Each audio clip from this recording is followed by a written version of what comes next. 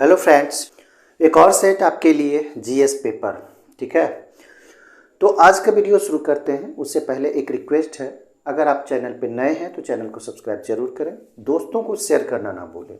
ठीक है, चलिए पहला सवाल जो है, बंगाल को मुगल साम्राज्य से पृथक कर स्वतंत्र किया, किसने किया था ये बताइए। क्वेश्चन बहुत आसान है। देखिए, इसका सही जवाब हो जाएगा मुर्शिद कुली खान। 1717 से लेके 1727 तक यह शासन किया था बंगाल पर। मुगलों से पृथक कर लिया था, यानी कि कह सकते हैं कि अलग अलग सा होने लगा था, पृथक स्वतंत्र कर लिया था, स्वतंत्र के रूप में बंगाल को कर लिया था। तो मुर्शिद कुली खान के ये शासनकाल में हुआ था। आगे देखेंगे नंबर दूसरा, अंग्रेजों ने फूट डालो और शासन करो की नीति कब अपनाई थी। एक एक क्वेश्चन आपके लिए बेहद इंपॉर्टेंट है, हर एक क्वेश्चन को आप ध्यान से समझें, देखें। और हाँ दोस्तों, शेयर जरूर करें, शेयर करते जाएं, जितना जल्दी हो सके शेयर कर दें। यहाँ इसका सही जवाब हो जाएगा 1858 ईस्वी के बाद। ठीक है, 1857 ईस्वी में जो स्वतंत्रता की पहली क्रांति कह सकते हैं 1857 ईस्वी में हुई थी, मेरठ से शुरू हुई थी, ये भी आपको याद रखना है। तो ये जब हुआ था, तो जब सब कुछ सामान्य हो गया था, तो 1858 ईस्वी में एक अधिनियम आया था। अधिनियम के तहत क्या हुआ कि जो कंपनी जो शासन कर रही थी, कंपनी को हटा दिया गया। कंपनी का जो भी शासन था उसको अपने हाथों में ले लिया। कंपनी शासन करती थी, सीधे क्राउन के पास चली गई। तो 1858 का जो शासन अधिनियम आया था, उसके अनुसार गवर्नर जनरल का पद समाप्त किया गया। लॉर्ड कैनिंग शासक थे उस समय। उसके बाद यहाँ वायसराय कहा जाने लगा, तो लॉर्ड कैनिंग ही पहले वायसराय थे, और अंतिम कह सकते हैं गवर्नर जनरल तो लॉर्ड कैनिंग ही था। तो 1858 ईस्वी के बाद अंग्रेजों ने फूट डालो और शासन करो की नीति के तहत ढेर सारे चेंजेस किए थे, अधिनियम लाए थे। उसके बाद आगे देखेंगे नंबर तीसरा सवाल, आर्य भारत में कहाँ से आए थे। देखिए, बहुत सारे विद्वान का मत कुछ और है। यहाँ अगर हम सही जवाब देखेंगे तो पश्चिम एशिया इसका सही जवाब हो जाएगा। ठीक है, पश्चिम एशिया। अगर आप माने कह सकते हैं बाल गंगाधर तिलक ये कुछ बताते हैं, मैक्स मूलर जो हैं वो मध्य एशिया बताते हैं। तो इस तरह से सब कुछ से कुछ अपना अपना यहाँ पे मत देते हैं। ठीक है, तो आर्य भारत में कहाँ से आए थे, इसका आंसर हम यहाँ पे पश्चिम एशिया देते हैं किताब के अनुसार। आगे, सिंधु सभ्यता का कौन सा स्थान भारत में स्थित है। सिंधु सभ्यता जिसे हड़प्पा सभ्यता के नाम से भी हम लोग जानते हैं, एशिया का सबसे पुराना सभ्यता है ये भी हम जानेंगे। नगरीय सभ्यता है। ठीक है, तो ये पुरानी सभ्यताओं में से है, पुरानी सभ्यताओं में से है। ठीक है, सभ्यता है कह सकते हैं, यह पुरानी सभ्यता है। नगरीय सभ्यता है, ये भी याद रखना है, नगरीय सभ्यता है ये। ग्रिड प्रणाली इसमें अपनाया गया है, जो भवन बनाए गए हैं ग्रिड प्रणाली के तहत बनाए गए हैं। ठीक है, ये सारी चीज़ें को आपको याद रखना है। हड़प्पा और मोहनजोदड़ो जो है ये पाकिस्तान में स्थित है, पाकिस्तान में स्थित है, सिंधु नदी के किनारे, सिंधु नदी के किनारे। ठीक है, हड़प्पा जो है सबसे बड़ा है। लोथल जो है भोगवा नदी के किनारे है, भोगवा नदी के किनारे है, और कहाँ है, गुजरात में है। तो गुजरात है तो इसका मतलब है कि यह भारत में है, तो यह भारत में स्थित है लोथल, याद रखना है लोथल। आगे देखेंगे पांचवा नंबर, विश्व का पहला गणतंत्र वैशाली में किसके द्वारा स्थापित किया गया था। तो गणतंत्र सबसे पहले लिच्छवी के द्वारा, ठीक है, किसके द्वारा, लिच्छवी के द्वारा वैशाली में सबसे पहला गणतंत्र स्थापित किया गया था। गुप्त, मौर्य, नंद ये सब मगध के शासक थे। ठीक है, ये वंश कह सकते हैं। गुप्त वंश के संस्थापक की अगर बात करें तो श्री गुप्त है। मौर्य वंश के संस्थापक की बात करें तो चंद्रगुप्त मौर्य है। नंद वंश की बात करें तो ये कौन है, नंद वंश के अंतिम शासक के रूप में अगर आप कहें तो धनानंद था, और महापद्म नंद जो है नंद वंश के संस्थापक में से एक है, महापद्म नंद, याद रखना है। हर्षवर्धन अपनी धार्मिक सभा कहाँ किया था। हर्षवर्धन का चर्चा, हर्षवर्धन राजा कब बना था, 606 ईस्वी में। पुलकेशिन द्वितीय ने हर्षवर्धन को हराया था, ये भी याद रखना है आपको। और ये क्वेश्चन का सही जवाब हो जाएगा प्रयाग। प्रयाग और कन्नौज में भी, प्रयाग और कन्नौज में भी दो धार्मिक सभा किया था, प्रयाग और कन्नौज में। तो प्रयाग में जो किया था, प्रयाग में जो धार्मिक सभा किया था 643 ईस्वी के आसपास, दोनों कन्नौज और प्रयाग दोनों में धर्म सभा धार्मिक सभा का स्थापना धार्मिक सभा किया था हर्षवर्धन ने प्रयाग में और कन्नौज में 643 के आसपास। आगे देखेंगे 7वां, बौद्ध धर्म एवं जैन धर्म दोनों के उपदेश किसके शासन काल में दिए गए थे? बौद्ध धर्म और जैन धर्म दोनों का बताना है, जो कि एक ही शासन काल था। किस राजा का था? तो ये बिंबिसार का था। किस राजा का था? तो बिंबिसार राजा था उस समय। आगे देखेंगे चरक और नागार्जुन किसके दरबार की शोभा थे? तो चरक और नागार्जुन। क्वेश्चन एक एक करके देखते जाएं और हो सके तो पॉज करके आप इसको क्लिक कर सकते हैं, आप देख सकते हैं, उसको बना सकते हैं और कितना आता है तो कमेंट भी कर सकते हैं। अगर वीडियो अच्छा लगे तो लाइक और कमेंट जरूर करें दोस्तों। देखिए चरक और नागार्जुन, तो चरक कौन थे? चरक संहिता इनके द्वारा लिखी गई पुस्तक है चरक संहिता, ठीक है। और चरक जो थे वैद्य थे, एक तरह के इन चिकित्सा शास्त्र से जुड़े हुए थे। तो ये दोनों जो थे ये कनिष्क के शासनकाल से जुड़े हुए थे, कनिष्क के दरबारी थे चरक और नागार्जुन। जबकि लीलावती एक पुस्तक है, लीलावती के बारे में अगर आप जाने तो ये लीलावती जो है गणित से संबंधित पुस्तक है और इसमें ये सारी चीज़ें भी दी गई है कि नागार्जुन जो थे वो सातवाहन के समय में थे, ठीक है, सातवाहन के दरबारी में थे। लेकिन अगर इसको छोड़ दिया जाए तो बाकी जो पुस्तक है उसमें कनिष्क ही मिलता है, तो इसे भी आप नोट कर ले, याद रखें। पुरुषों की जो बैडमिंटन प्रतियोगिता है, ध्यान देना है, पुरुषों की जो बैडमिंटन प्रतियोगिता है वो है थॉमस कप, जो कि 1948, ठीक है, 49 में शुरू की गई थी। कब शुरू की गई थी? 1948-49 में थॉमस कप की शुरुआत की गई थी, पुरुषों की बैडमिंटन प्रतियोगिता। अगर डेविस कप की बात करें तो यह टेनिस से संबंधित कप है, ठीक है, टेनिस खेल से संबंधित है। डूरंड कप की बात करें तो 1888 ईस्वी में, ठीक है, 1888 ईस्वी में यह शुरू किया गया था। और डूरंड कप जो है वो फुटबॉल से संबंधित प्रतियोगिता है, फुटबॉल से संबंधित प्रतियोगिता है, बहुत पुराना प्रतियोगिताओं में से है। उबेर कप है, ये भी बैडमिंटन से ही संबंधित है, बैडमिंटन से संबंधित कप है उबेर कप। तो ये पुरुषों की सिर्फ बैडमिंटन प्रतियोगिता है थॉमस कप। अगर इसमें एक और चीज़ जोड़ लें तो 2022 ईस्वी में कौन जीता था थॉमस कप? ये भारत जीता था पहली बार, भारत पहली बार जीता था, ये भी आपको याद करना है। और सबसे अधिक 14 बार इंडोनेशिया जीता है, इंडोनेशिया सबसे अधिक बार जीता है, तो इसे भी आपको नोट करना है, याद रखना है। आगे देखेंगे मुस्लिम लीग ने मुक्ति दिवस कब मनाया था? मुक्ति दिवस की बात हो रही है तो मुक्ति दिवस मनाया गया था 1939 ईस्वी में। कब मनाया गया था? 1939 ईस्वी में। तारीख की अगर बात करें तो 22 दिसंबर, तारीख की अगर बात करें तो 22 दिसंबर ये मुक्ति दिवस के रूप में मनाया था 1939 ईस्वी में। आगे देखेंगे 11, किसने कहा था मेरी पीठ पर किया जाने वाला प्रहार ब्रिटिश साम्राज्य के ताबूत में एक कील सिद्ध होगी, ठीक है, कील सिद्ध होगी।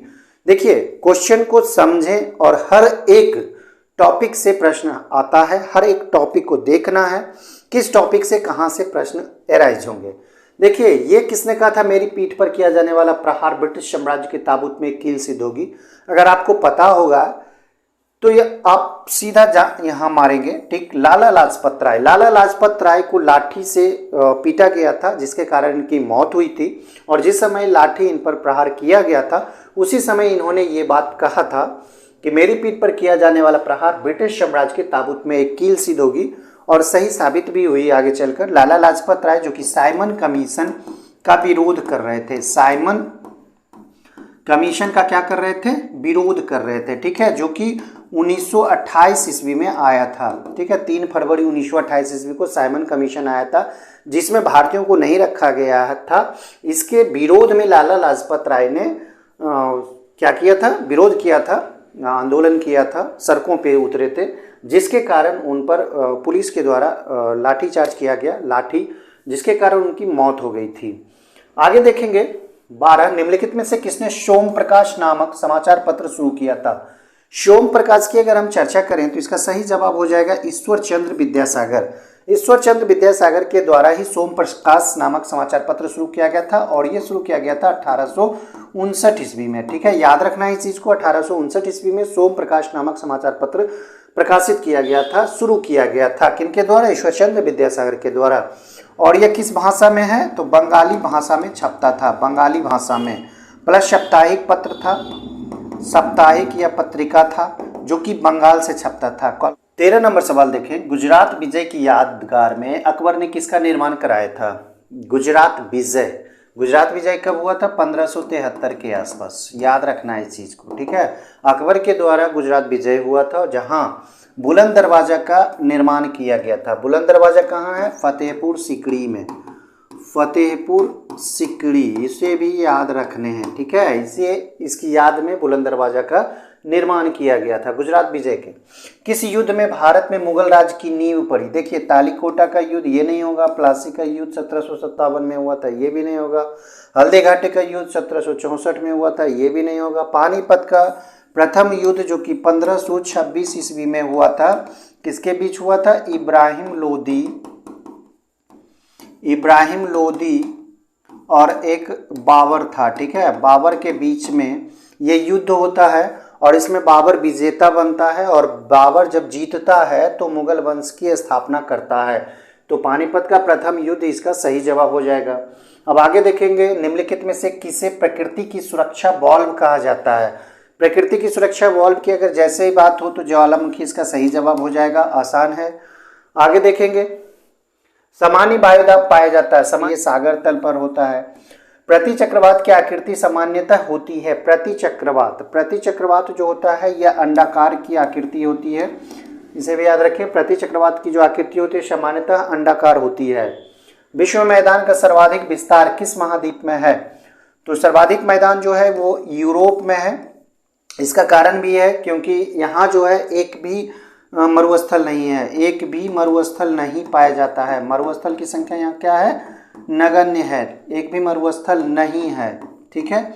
यही कारण है कि यहाँ जो होता है मैदान का सर्वाधिक विस्तार होता है। और बात करें पर्वत की, तो पर्वत भी बहुत कम विस्तार पाया जाता है, पर्वत का भी क्या है? कम विस्तार है। तो यही कारण है कि विश्व में सबसे ज़्यादा मैदान अगर बात करें तो यूरोप में मिलता है। विश्व के शीत मरुस्थलों को अन्य किस नाम से जाना जाता है? शीत मरुस्थल की यहाँ चर्चा की जा रही है, तो शीत मरुस्थल को टुंड्रा प्रदेश भी कहा जाता है। भारत में अगर बात करें तो ये लद्दाख है, ठीक है। लद्दाख जो है इसे शीत मरुस्थल वहाँ पाया जाता है। उसी तरह से अगर आगे देखेंगे 20वां नंबर सवाल, ग्रेट बैरियर रीफ किसके समीप स्थित है? तो यह ऑस्ट्रेलिया के समीप स्थित है। किधर स्थित है? अगर बहुत सारे परीक्षाओं में पूछ लिए जाते हैं ऑस्ट्रेलिया के किधर, तो उत्तर पूर्व इसका सही जवाब हो जाएगा, उत्तर पूर्वी एरिया में, ठीक है। ऑस्ट्रेलिया के उत्तर पूर्वी क्षेत्र में क्या पाया जाता है? Great barrier reef. Great barrier reef क्या होता है? एक प्रकार का प्रवाल भित्ति होता है, जिससे यह क्या होता है? निर्मित होता है। ग्रेट बैरियर रीफ उसी से निर्मित होता है। अगर बात कर लें किस महासागर में, तो महासागर की बात करें तो प्रशांत महासागर, इसका सही जवाब हो जाएगा प्रशांत महासागर। अगर सागर पूछा जाए तो प्रशांत महासागर। ग्रेट बैरियर रीफ किस चीज़ से बना होता है? तो प्रवाल भित्ति से बना होता है, उत्तर पूर्वी क्षेत्र में होता है, ऑस्ट्रेलिया में। तो इस तरह से क्वेश्चनों को याद करना है एक एक करके। अमीबा में भोजन का जो अंतर्ग्रहण होता है, यानी कि अमीबा जो भोजन करता है वो कूटपाद के द्वारा करता है, ठीक है। एक कोशिकीय जंतु होता है, एक कोशिकीय, ठीक है, और अमर प्राणी होता है, ये मरता उड़ता नहीं है, ठीक है। अमर प्राणी होता है अमीबा, और भोजन जो करता है वो कूटपाद के द्वारा करता है। आगे देखेंगे, कौन सा एंजाइम लार में पाया जाता है? तो लार में जो पाया जाता है ये टाइलिन होता है। ये एंजाइम्स जो टाइलिन में पाया जाता है इसे लार कहते हैं, या लार में टाइलिन पाया जाता है। पेप्सिन की बात कर लें और ट्रिप्सिन की बात कर लें तो यह अमाशय में, पेप्सिन जो होता है वो अमाशय से स्रावित होता है। ट्रिप्सिन जो होता है ये अग्नाशय से। एक एक करके चीज़ों को समझते जाना है, ठीक है, एक एक करके चीज़ों को समझें। आप तैयारी कर रहे हैं, आपको लोगों के बीच में आना है, फिजिकल के लिए फिट होना है, इसके लिए आपको सबसे पहले क्वालिफाई करना होगा। जब आप क्वालिफाई कर जाते हैं तभी आप दौड़ने लायक होते हैं, और तभी आप कोशिश कर सकते हैं वहाँ से मेरिट में बने होने के लिए। आगे देखेंगे, रक्त में ग्लूकोज की मात्रा को कौन नियंत्रित करता है? तो रक्त में अगर ग्लूकोज की मात्रा बढ़ जाती है तो इसे इंसुलिन क्या करता है? उसे कम करता है, डिक्रीज करता है, कम कर देता है। तो इंसुलिन निकलता कहाँ से है? ये ध्यान दें, इंसुलिन कहाँ से निकलता है? तो यह अग्नाशय से निकलता है, याद रखना है, अग्नाशय। अग्नाशय से निकलता है। लैंगरहैंस नाम की एक दीपिका होती है, उसको बोला जाता है लैंगरहैंस, ठीक है। लैंगरहैंस दीपिका इसको बोला जाता है, दीपिका। लैंगरहैंस नाम की दीपिका होती है, इसमें एक बीटा सेल होता है, बीटा सेल इसको बोला जाता है, और इसी से इंसुलिन का स्रवन होता है, स्रावित करता है। आगे देखेंगे 24 नंबर सवाल है, जिन पौधे पर बीज तो बनते हैं लेकिन पुष्प नहीं लगते, यानी कि फूल नहीं लगते, तो वैसे बीजों को हम लोग अनावृत बीजी पौधे के नाम से जानते हैं। वो पादप कौन कहलाते हैं? अनावृत बीजी। हाइड्रोफोबिया एक रोग होता है या किस चीज़ से उत्पन्न होता है ये बताना है, हाइड्रोफोबिया रोग। तो हाइड्रोफोबिया रोग जो होता है वो विषाणु से होने वाला रोग है, ठीक है, वायरल यानी कि वायरस से होने वाला ये रोग होता है। खास करके ये कुत्ता के काटने से होता है, ठीक है, कुत्ते के काटने से ये रोग होते हैं। हाइड्रोफोबिया रोग जो होता है वो कुत्ते के काटने से होता है। हाइड्रोफोबिया जिसको हम लोग रेबीज भी कहते हैं, रेबीज बीमारी, ठीक है, इसे क्या कहते हैं? रेबीज बीमारी के नाम से भी हम लोग जानते हैं हाइड्रोफोबिया को। तो यह विषाणु से होने वाला रोग है, और खास करके कुत्ते या फिर कह सकते हैं जंगली कोई भी जानवर होता है उसके काटने से यह फैलता है। निम्नलिखित में किसमें एंजाइम्स नहीं होते हैं? तो ये 3 चीज में एंजाइम्स नहीं होते हैं, लेकिन विषाणु जो होता है, विषाणु में एंजाइम्स नहीं होते हैं। क्वेश्चंस को एक एक करके ध्यान से समझते जाना है, ठीक है। निम्नलिखित में कौन सा पदार्थ मानव शरीर में ईंधन का काम करता है? ईंधन यानी कि एनर्जी देता है। तो जैसे ही एनर्जी और ईंधन की बात आए तो कार्बोहाइड्रेट आंख बंद करके मार देना है, ठीक है। कार्बोहाइड्रेट आप यहाँ पे मारेंगे। कार्बोहाइड्रेट में जो ऊर्जा संचित होता है वो कौन चीज रूप में होता है? एटीपी के रूप में, ठीक है, एडिनो ट्राइफॉस्फेट के रूप में कार्बोहाइड्रेट में क्या होता है? जमा रहता है, स्टोरेज रहता है, स्टोर रहता है क्या? एनर्जी, ठीक है, इसे याद रखना है। ये टूट कर एनर्जी देता है। हीरा का अपवर्तनांक, ये आसान है लेकिन बेहद इंपॉर्टेंट है। 2.42 हीरा का अपवर्तनांक होता है। सामान्य नेत्र की रेटिना पर जो प्रतिबिंब बनता है वो कैसा होता है? सामान्य नेत्र यानी कि आंखों की जो रेटिना होती है उस पर जो प्रतिबिंब बनता है वो वास्तविक होता है, और क्या होता है? उल्टा भी होता है। वास्तविक भी होता है और उल्टा भी होता है, इसे याद रखना है। देखिए, सिनेमा के पर्दे पर किस प्रकार का प्रतिबिंब बनता है? सिनेमा का जो पर्दा होता है उस पर क्या प्रतिबिंब बनता है? वास्तविक प्रतिबिंब बनता है। कैसा प्रतिबिंब बनता है? वास्तविक, याद रखने हैं। आगे देखेंगे 31 मानव नेत्र में होता है। मानव नेत्र जो होता है वो किस तरह काम करता है? अवतल लेंस रहता है, उत्तल दर्पण रहता है, उत्तल लेंस की भांति या अवतल दर्पण की भांति, ये आपको बताने हैं। तो मानव नेत्र जैसे ही आए तो उत्तल लेंस, इसका सही जवाब मार देने हैं, ठीक है दोस्तों। एक एक क्वेश्चंस इंपॉर्टेंट इतना है कि आप सोच नहीं सकते हैं। कई किताबों से ये क्वेश्चंस लिया गया है, सेट से क्वेश्चंस उठाए गए हैं, चाहे किसी खान सर का सेट हो या फिर बिंदु जो ज्ञान बिंदु जो आता है उसके सेट से क्वेश्चंस को हम सिर्फ चुन लिए हैं, ठीक है। क्वेश्चंस को चुन के इसमें रखा गया है, ये नहीं कि जहां तहां से क्वेश्चंस उठा लिए गए हैं। सेट से क्वेश्चनों को उठाया गया है और आपके लिए एकदम महत्वपूर्ण बना दिया गया है, इंपॉर्टेंट BBI बना दिया गया है, उससे भी चुन के, ठीक है। वो तो खुद चुन के बनाए ही हैं और उससे भी हम चुने हैं। तो इस तरह के क्वेश्चंस तैयार हुए हैं। क्वेश्चंस पे स्टडी करना है, वीडियो देखना है, और अगर आपको PDF चाहिए तो टेलीग्राम लिंक दिया हुआ है डिस्क्रिप्शन में, आप वहां से जुड़ जाएं और हम वहां पे बिना आंसर के PDF देते हैं, अवेलेबल करवाते हैं।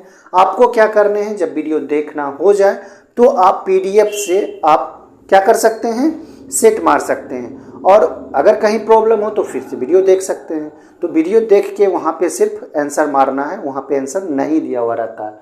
आगे देखेंगे 32 नंबर सवाल। किसी वस्तु का प्रतिबिंब आंख के जिस भाग पर पड़ता है वह क्या कहलाता है? रेटिना। अभी तुरंत हम कुछ देर पहले क्वेश्चन में ही ये चीज़ था कि आंख में जो प्रतिबिंब बनता है वो रेटिना पर बनता है, ठीक है। आगे देखेंगे ध्वनि तरंगे किसके कारण प्रतिध्वनि उत्पन्न करते हैं? ध्वनि तरंग जब भी उत्पन्न होगा, ठीक है, तो ये परावर्तन के कारण होता है। क्या होता है? परावर्तन के कारण, ठीक है। कौन सी हो जाएगा? परावर्तन के कारण। तो इसे याद रखना है, परावर्तन क्या होता है। आगे देखें, कौन सी तरंगे शून्य में संचरित नहीं कर सकते? याद रखना है, उष्मा ध्वनि, प्रकाश, इनमें से कोई नहीं, तो ध्वनि इसका सही जवाब हो जाएगा।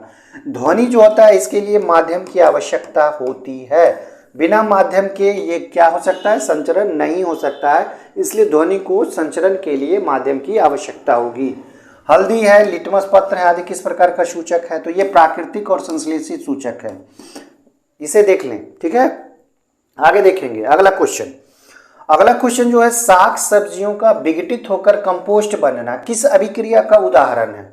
साग सब्जी जो है वो विघटित होकर कंपोस्ट तैयार होता है, तो यह ऊष्माक्षेपी का उदाहरण है, याद रखना है। ऊष्माक्षेपी, देखिए ऊष्माशोषी एक होता है ऊष्माक्षेपी, ये तो खैर लिखा हुआ भी गलत है, ऊष्माशोषी होता है, एक ऊष्माक्षेपी होता है। ऊष्माक्षेपी जो होता है उसमें क्या होता है कि ऊष्मा भी निकलता है, उत्पाद के रूप में ऊष्मा भी निकलता है, उत्पाद तो निकलता ही है, ऊष्मा भी साथ में निकलता है। लेकिन ऊष्माशोषी जो होता है उसमें ऊष्मा की और आवश्यकता होती है, तो दोनों को ध्यान से देखने हैं। आगे देखेंगे 37, सिल्वर और कॉपर ऊष्मा के क्या होते हैं, तो सिल्वर जिसे हम लोग चांदी कहते हैं, इसको हम करवा चुके हैं, कॉपर को हम तांबा कहते हैं। तो ये दोनों जो धातु है ये सबसे अच्छा चालक है, याद रखना है, ये क्या है, सबसे अच्छा चालक है। सबसे अच्छा अगर बात करें तो चांदी है और दूसरा नंबर पर तांबा है। चांदी महंगा होता है इसलिए तांबा का यूज किया जाता है। आगे देखेंगे, कार्बन का कौन सा अपरूप एकदम कठोर होता है। कार्बन के दो अपरूप कौन कौन है, ग्रेफाइट है और हीरा है, लेकिन यहाँ पे क्या कर रहा है, सबसे अधिक कठोर, तो ये हीरा हो जाएगा, याद रखना है, हीरा। आगे, लोहे पर भाप की अगर हम अभिक्रिया करवाते हैं तो गैस जो उत्पन्न होता है वो कौन सा गैस होता है, H2 होता है, यानी कि हाइड्रोजन गैस होता है। ठीक है, क्वेश्चन इंपॉर्टेंट है, एक एक करके वर्दी लेनी है दोस्तों, वर्दी लेनी है तो मेहनत करनी होगी, हर एक क्वेश्चन को देखना होगा।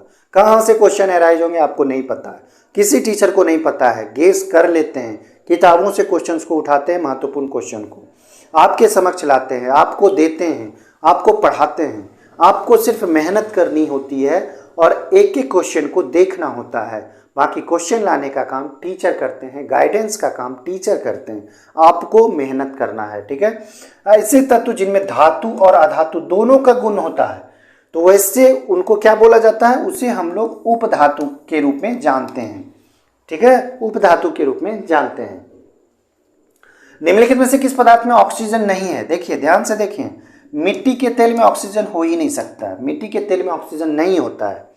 आगे देखेंगे 42, ऑपरेशन दुर्गा का शुभारंभ हुआ। ऑपरेशन दुर्गा कहाँ का है, किस राज्य में है, तो ये हरियाणा में शुरू हुआ था, महिलाओं की सुरक्षा के लिए, महिलाओं की सुरक्षा हेतु। ठीक है, महिलाओं की सुरक्षा हेतु ऑपरेशन दुर्गा का शुभारंभ हरियाणा में किया गया था। और कब किया गया था, 13 अप्रैल को किया गया था, 13 अप्रैल 2017 ईस्वी को। ऑप्शन में ये नहीं है, 13 अप्रैल 2017 नहीं है, तो इसका सही जवाब हो जाएगा इनमें से कोई नहीं। ठीक है, 14 अप्रैल है 2017 है, लेकिन इसका आंसर 13 अप्रैल होगा। विक्रम साराभाई अंतरिक्ष केंद्र कहाँ स्थित है, तो यह केरल में स्थित है। कहाँ स्थित है, केरल की राजधानी कहाँ, तिरुअनंतपुरम, जिसे त्रिवेंद्रपुरम भी कहते हैं। आगे देखेंगे, गारो हिल्स कहाँ है, ये हिल्स एक ढेर सारे हिल्स हैं यहाँ पे, गारो है, खासी है, जयंती है या जयंतिया भी कह सकते हैं, ये सब जो है ये हिल्स कहाँ है, ये है मेघालय में है। और इसी हिल्स पे जो आदिवासी लोग रहते हैं, आदिवासी लोग जो रहते हैं उसे भी गारो, खासी, जयंतिया के नाम से पुकारा जाता है। इसलिए दोनों चीज़ों को हमेशा याद रखें, अगर हिल्स पूछे तो भी मेघालय में, अगर जनजाति की बात पूछे, गारो, खासी, जयंतिया जो जनजाति होती है कहाँ पाई जाती है, तो भारत के जो पूर्वोत्तर राज्य है मेघालय में। सामान्यतः प्रतिवर्ष संसद के कितने सत्र या अधिवेशन होते हैं, तो नॉर्मली रूप से 3 सत्र या अधिवेशन होने चाहिए, होते हैं। आगे देखेंगे 46, सदाकत आश्रम किस राजनेता से संबंधित है। सदाकत आश्रम ये पटना में स्थित है, सबसे पहले आप जान लें, सदाकत आश्रम जो है ये पटना में स्थित है, 20 एकड़ में यह फैला हुआ है। ठीक है, इसकी स्थापना की अगर हम बात करें, सदाकत आश्रम का निर्माण जो किया गया था 1921 ईस्वी में किया गया था, किनके द्वारा, गांधी जी के द्वारा। महात्मा गांधी के द्वारा। इसका सही जवाब हो जाएगा महात्मा गांधी। किस राजनेता से संबंधित है? महात्मा गांधी 1921 ईस्वी में गांधी जी। और ये दान दिया गया था मजहरुल हक जो थे उनके दोस्त के द्वारा, ये 20 एकड़ जमीन दिया गया था और उसी पर सदाकत आश्रम बना था। हालांकि इसमें डॉक्टर राजेंद्र प्रसाद कुछ दिन रहे भी थे। डॉक्टर राजेंद्र प्रसाद का ये मुख्य आवास भी रहा था सदाकत आश्रम। और कह सकते हैं कि 1970 के आसपास जो जयप्रकाश नारायण जो आंदोलन किए थे तो यहीं से शुरू किए थे, सदाकत आश्रम से ही शुरू किए थे। तो सदाकत आश्रम को ध्यान से समझना है, इंपॉर्टेंट इससे सवाल बनते हैं। वह संविधान संशोधन जिसके तहत जीएसटी पारित किया गया था। तो जीएसटी जो पारित किया हुआ था वो 122वां संविधान संशोधन था। जीएसटी को लागू किया गया था 2016। आगे, माइकल फेल्प्स किस खेल से संबंधित है? तो ये तैराकी से संबंधित है। विश्व रिकॉर्ड इन्होंने कायम किया है। एक ओलंपिक में 6-7 गोल्ड मेडल जीते हैं माइकल फेल्प्स। तैराकी से संबंधित है। 49 वेल्थ ऑफ नेशंस के लेखक। वेल्थ ऑफ नेशंस एक पुस्तक है जो कि इकोनॉमिक्स से संबंधित है। ये एडम स्मिथ के द्वारा लिखा गया पुस्तक है वेल्थ ऑफ नेशंस। आज का अंतिम सवाल देखेंगे। आज का अंतिम सवाल है, भारत में राष्ट्रीय आय की जो गणना होती है सर्वमान्य प्रमाणित संस्था क्या है? तो इसका जो सर्वमान्य प्रमाणित संस्था है ये CSO है, जिसे हम लोग केंद्रीय सांख्यिकी संगठन के नाम से जानते हैं, सेंट्रल स्टैटिस्टिक ऑर्गेनाइजेशन। ठीक है, इसकी स्थापना की अगर हम बात करें तो 1951 ईस्वी में इसकी स्थापना की गई थी। केंद्रीय सांख्यिकी संगठन की स्थापना 1951 ईस्वी में की गई थी। आय व्यय पर आधारित यह है। राष्ट्रीय आय की जो गणना की जाती है वो आय व्यय पे की जाती है और केंद्रीय सांख्यिकी संगठन आय की गणना के लिए एक प्रमाणित संस्था है और इसी को फॉलो किया जाता है। तो दोस्तों, वीडियो कैसा लगा लाइक और कमेंट करना ना भूलें। दोस्तों को शेयर जरूर करें। जय हिंद।